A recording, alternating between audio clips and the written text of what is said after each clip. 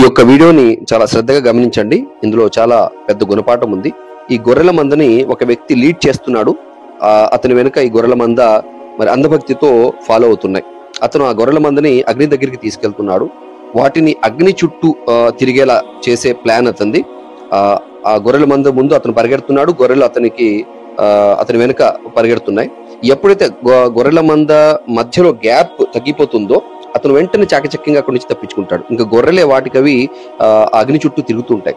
అవి ఎందుకు తిరుగుతున్నాయో, ఎవరు పరిగెత్తించారో, ఎవరి వెనుక వెళ్తున్నాయో వాటికి తెలియదు, ఇంకా తిరుగుతూనే ఉంటాయి అన్నమాట. ఇదే ఉదాహరణ మనకు కూడా వర్తిస్తుంది. రాజకీయ నాయకులైతే ఏంటి, చెడిపోయిన మత గురువులు కొందరు మతం పేరు వాడుకునే వాళ్ళు ఎవరైతే ఉంటారో వారు కూడా మనల్ని ఈ రాజకీయాల పేరుతో మరి మత రాజకీయాలు కావచ్చు, లేకపోతే మతం మత్తు ఎక్కించి మనల్ని ఒకరికొకళ్ళు ఈ విధంగా అంధ అనుసరణ చేసేలా చేస్తున్నాయి అన్నమాట. కాబట్టి ఈ యొక్క వీడియో నుంచి, ఈ యొక్క గొర్రెల మంద నుంచి కూడా మనం గుణపాఠం నేర్చుకోవాల్సిన అవసరం ఉంది.